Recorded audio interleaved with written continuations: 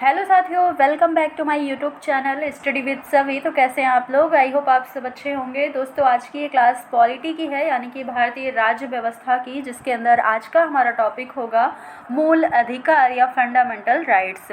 मौलिक अधिकार से संबंधित जो भी इम्पोर्टेंट प्रश्न बन सकते हैं एग्जाम पॉइंट ऑफ व्यू से, उन सभी को आज की इस क्लास में डिस्कस किया जाएगा। तो आप लोग वीडियो में एंड तक बने रहिएगा। वीडियो अच्छी लगे तो लाइक शेयर जरूर कीजिएगा। तो चलिए क्लास को स्टार्ट करते हैं। मौलिक अधिकार की अगर बात करें तो भाग 3 में मौलिक अधिकार से संबंधित चीज़ें दी गई हैं, और यहाँ पर अनुच्छेद कितने हैं? तो 12 से 35 अनुच्छेद मौलिक अधिकार से संबंधित है। तो प्रश्न देखते हैं। हमारा पहला प्रश्न क्या है? भारतीय संविधान के किस भाग के अंतर्गत नागरिकों को मौलिक अधिकार प्रदान किए गए हैं? आंसर हो जाएगा भाग 3। अनुच्छेद क्या है? 12। अनुच्छेद 12 से 35 तक मौलिक अधिकार से संबंधित है। अगला प्रश्न, संविधान के द्वारा मौलिक अधिकारों को लागू करने की शक्ति किसे प्रदान की गई है? मौलिक अधिकारों का, अगर आपका मौलिक अधिकार का हनन होता है तो आप सीधे सर्वोच्च न्यायालय में जा सकते हैं। तो यहाँ पर जो शक्ति प्रदान की गई है वो सर्वोच्च न्यायालय और उच्च न्यायालयों को प्रदान की गई है, यानी कि सुप्रीम कोर्ट और हाई कोर्ट को। तो यहाँ पर आंसर हमारा हो जाएगा। अगला प्रश्न, यहाँ पर एक पॉइंट दिया गया है। भारतीय संविधान का अनुच्छेद 13 जो है, ये संवैधानिक प्रावधानों को संसद तथा राज्य विधान मंडलों के द्वारा बनाए गए नियमों या कानूनों पर प्राथमिकता प्रदान करता है। अगला प्रश्न, भारतीय संविधान के अनुच्छेद 13 का मुख्य उद्देश्य किसके संदर्भ में संविधान की सर्वोच्चता सुनिश्चित करना है? तो ये मौलिक अधिकार से संबंधित है। अगला प्रश्न है, भारतीय संविधान में समानता का अधिकार का विस्तार किन अनुच्छेदों में है? समानता का अधिकार अनुच्छेद 14 से 18 तक इसके अंदर है। अनुच्छेद 14 से 18 में समानता का अधिकार की बात होती है। अगला प्रश्न यहाँ पर देखेंगे। प्रश्न है कि भारतीय संविधान का कौन सा अनुच्छेद विधि के समक्ष समता के अधिकार यानी कि राइट टू इक्वालिटी से संबंधित है? तो विधि के समान अधिकार हमारा अनुच्छेद 14 या आर्टिकल 14 में दिया गया है। अगला प्रश्न पॉइंट है कि जन्म, लिंग, मूल वंश, जाति, धर्म आदि के आधार पर विभेद का प्रतिभेद अनुच्छेद 15 का एक मूल अधिकार है, जिसे समानता के अधिकार के अधीन वर्गीकृत किया गया है। यानी कि आपको जन्म, लिंग, मूल वंश, जाति, धर्म के आधार पर आपको समान अधिकार दिए जाएंगे। आप किसी भी लिंग के हों, किसी भी जाति के हों, किसी भी धर्म के हों। अगला प्रश्न, भारतीय संविधान की प्रस्तावना में प्रयुक्त समाजवाद शब्द को किस अनुच्छेद के साथ समग्रता में रखकर सर्वोच्च न्यायालय के द्वारा समान कार्य के लिए समान वेतन का मौलिक अधिकार प्रदान किया गया है? मतलब आप किसी भी जाति धर्म से हों, अगर आपका कार्य समान है तब आपको समान वेतन दिया जाएगा। ये मौलिक अधिकार अनुच्छेद 14 से 16 के अंदर है। अगला प्रश्न, भारतीय संविधान के अनुच्छेदों में कौन सा एक लोक नियोजन के विषय में भारत के सभी नागरिकों को अवसर की समानता की गारंटी प्रदान करता है कि सभी को समान अवसर दिए जाएं? ये मौलिक अधिकार अनुच्छेद 16(1) और 16(2) में यहाँ पर दिया गया है। अगला प्रश्न है कि अन्य पिछड़ा वर्ग यानी कि ओबीसी जातियों के वर्गीकरण हेतु किसकी अध्यक्षता में आयोग का गठन किया गया है? तो यहाँ पर किसकी अध्यक्षता में? जस्टिस रोहिणी की अध्यक्षता में ओबीसी का गठन किया गया है, या अन्य पिछड़ा वर्ग का गठन किया गया है। अब यहाँ पर देख लेते हैं संवैधानिक उपबंध हैं। केवल भारतीय नागरिकों को कौन कौन से मौलिक अधिकार प्राप्त हैं, और विदेशी एवं विदेशी नागरिकों को कौन कौन से मौलिक अधिकार प्राप्त हैं? तो कुछ ऐसे भी मौलिक अधिकार हैं जो सिर्फ भारतीयों के लिए हैं। इन्हें यहाँ पर देखिएगा। सबसे पहले तो अनुच्छेद बात की जाए अगर, पहला है धर्म, मूल वंश, जाति, लिंग या जन्म स्थान के आधार पर विभेद का प्रतिषेध, जो कि अनुच्छेद 15 में दिया गया है। ये अनुच्छेद सिर्फ भारतीयों के लिए है। लोक नियोजन के विषय में अवसर की समता, अनुच्छेद 16 कहता है लोक नियोजन के विषय में अवसर की समता, ये भी सिर्फ भारतीयों का मौलिक अधिकार होगा।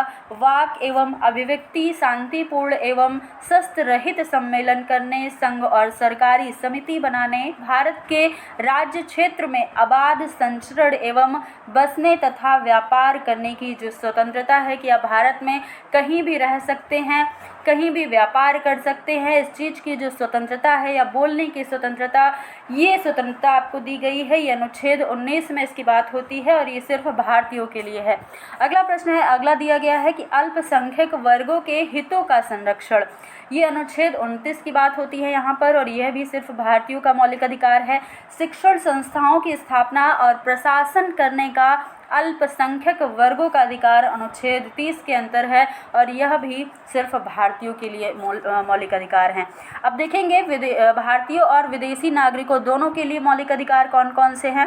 विधि के समक्ष समता और विधियों का समान संरक्षण यानी कि अनुच्छेद 14 है, ये भारतीय और विदेशी नागरिकों दोनों के लिए हैं। अपराधों के लिए दो सिद्धि के संबंध में संरक्षण अनुच्छेद 20 कहता है।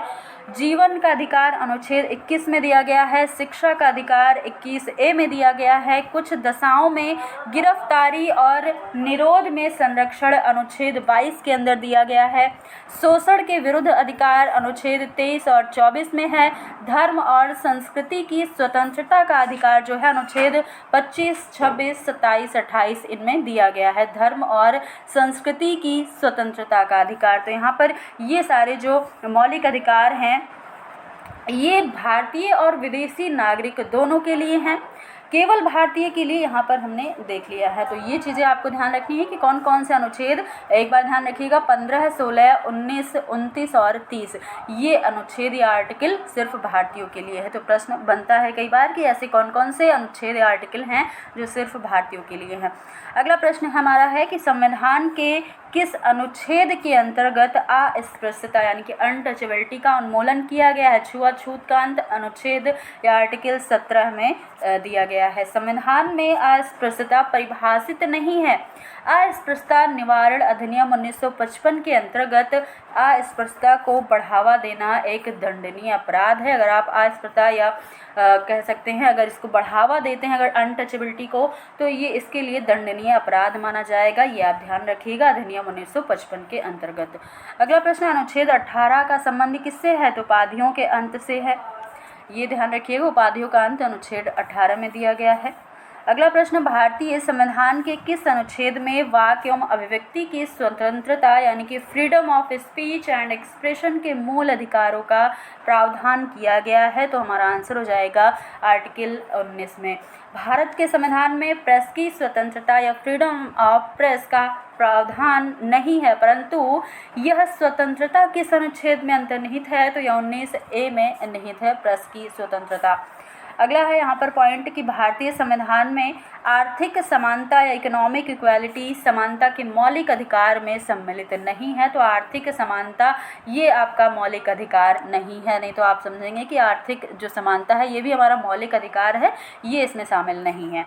अगला प्रश्न यहाँ पर 19 आर्टिकल 19 या अनुच्छेद 19 के बारे में सारी चीज़ें दी गई हैं, देख लेते हैं। अनुच्छेद 19 के अंतर्गत 6 स्वतंत्रताओं की बात होती है, जैसे कि 19A में वाक और अभिव्यक्ति की स्वतंत्रता का अनुच्छेद है 19A, और साथ ही 19B की बात करें तो शांतिपूर्ण हथियार रहित सम्मेलन का अधिकार। आप किसी सम्मेलन में जा सकते हैं, लेकिन बशर्ते आप हथियार आपके पास ना हो, आप इसका अधिकार रखते हैं। अनुच्छेद 19B में ऐसी बात कही गई है। संगम या संघ या सरकारी समिति बनाने का अधिकार आपके पास है, 19C के अंतर्गत ये बात है।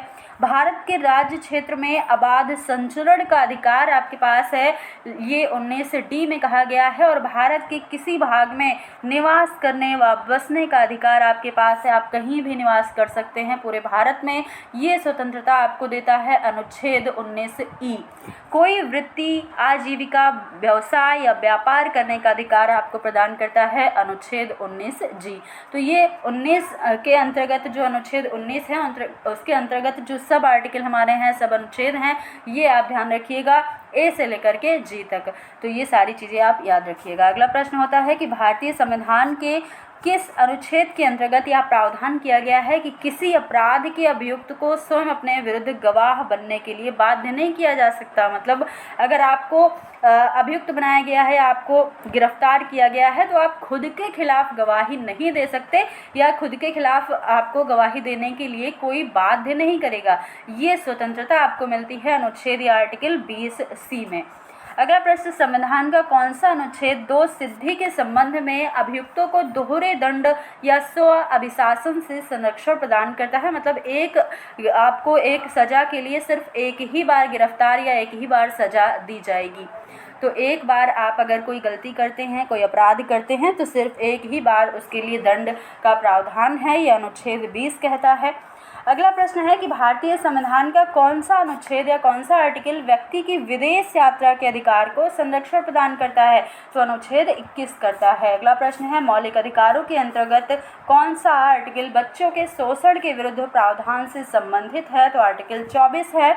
भारतीय संविधान के अनुच्छेद 25 में प्रयुक्त हिंदू शब्द में बौद्ध, जैन और सिख धर्म शामिल हैं। तो हिंदू के अंतर्गत बौद्ध, जैन और सिख शामिल हैं, ये आर्टिकल 25 में कहा गया है। अगला प्रश्न होता है कि भारतीय संविधान के अनुच्छेद 32 में के अंतर्गत कौन से अधिकार प्रवर्तित किए जा सकते हैं? तो मौलिक अधिकार प्रवर्तित किए जा सकते हैं। मौलिक अधिकारों का संरक्षक या कस्टोडियन कौन है? तो न्यायपालिका है। अगला पॉइंट है, भारतीय संविधान का अनुच्छेद 30A जो है अल्पसंख्यकों को अपनी रुचि के शिक्षण संस्थाओं को स्थापित एवं संचालित करने के अधिकार को संरक्षण प्रदान करता है। डॉक्टर भीमराव अम्बेडकर ने मौलिक अधिकारों में से किसे संविधान का हृदय और आत्मा कहा है? तो ये संवैधानिक उपचारों का अधिकार अनुच्छेद 32 को डॉक्टर भीमराव अम्बेडकर ने संविधान का हृदय या आत्मा कहा है। अगले प्रश्न पर चलेंगे। हमारा अगला प्रश्न हो जाएगा कि व्यक्तिगत स्वतंत्रता या पर्सनल फ्रीडम के अधिकार के लिए कौन सी याचिका दायर की जा सकती है? तो ये दायर की जा सकती है बंदी प्रत्यक्षीकरण या हैबियस कॉर्पस। अगला प्रश्न है, संसद को मौलिक अधिकारों में संशोधन का अधिकार किस वाद में निर्णय के आधार पर हुआ है? आंसर हो जाएगा केशवानंद भारती बनाम केरलवाद 1973 ईस्वी में हुआ था। अगला प्रश्न है, संपत्ति के मौलिक अधिकार को किस संविधान संशोधन के द्वारा मौलिक अधिकारों की श्रेणी से हटाकर केवल वैधानिक अधिकार बनाया गया है? तो आंसर होगा 44वें संशोधन 1978 के द्वारा ये बनाया गया है। संपत्ति का अधिकार जो है वो पहले मौलिक अधिकार हुआ करता था, लेकिन अब उसको मौलिक अधिकार से हटा करके विधिक अधिकार या कानूनी अधिकार बना दिया गया है, जो कि आर्टिकल 300A में रखा गया है संपत्ति का अधिकार। अगला प्रश्न, वर्तमान समय में भारतीय संविधान के अंतर्गत संपत्ति का अधिकार किस प्रकार का अधिकार है? तो ये कानूनी यानी कि वैधानिक अधिकार बन गया है, पहले मौलिक अधिकार था। अगला प्रश्न है कि सूचना का अधिकार यानी कि राइट टू इन्फॉर्मेशन एक विधिक अधिकार है जो सूचना का अधिकार अधिनियम 2005 के माध्यम से प्रदान किया गया है। तो अगर बात की जाए, यहाँ पर प्रश्न आया कि सूचना का अधिकार कैसा अधिकार है? ये एक विधिक अधिकार है, ना कि हमारा मौलिक अधिकार है। अगला प्रश्न है, आर्थिक रूप से पिछड़े वर्ग यानी कि EWS की बात हो रही है, इनको आरक्षण प्रदान करने के लिए संविधान में कौन से अनुच्छेद जोड़े गए हैं? तो अनुच्छेद 15(6) और 16(6) जोड़ा गया है। 6 से 14 वर्ष की आयु के बच्चों को प्रदत्त शिक्षा का अधिकार किस प्रकार का अधिकार है? तो ये एक मौलिक अधिकार है। अगला प्रश्न, भारतीय संविधान के द्वारा प्रदत्त संवैधानिक उपचारों का अधिकार गैर नागरिकों को भी उपलब्ध हैं। कौन सा मूल अधिकार राष्ट्रीय आपातकाल या नेशनल इमरजेंसी में समाप्त या सीमित नहीं किया जा सकता? तो आपके व्यक्तिगत स्वतंत्रता या जीवन का जो अधिकार है ये आपका समाप्त नहीं होगा। आर्टिकल 21 में इसकी बात होती है। ये अगर आपातकाल लग जाता है तो फिर ये ख़त्म नहीं किया जा सकता या इसे समाप्त नहीं किया जा सकता। अगला प्रश्न है, बंधुआ मजदूर यानी कि उन्मूलन अधिनियम संसद द्वारा किस वर्ष पारित किया गया था? Bonded labour abolition act. ये कब पारित हुआ? वर्ष 1976 में। अब देखेंगे कुछ मौलिक अधिकार और उनसे संबंधित अनुच्छेद एक जगह पर देख लेते हैं, जिससे सारी चीज़ें आपको क्लियर। वैसे तो हमने पढ़ लिया है, लेकिन यहाँ पर इकट्ठे देख लेंगे तो आपको ये चीज़ें दिमाग में आ जाएंगी अच्छे से।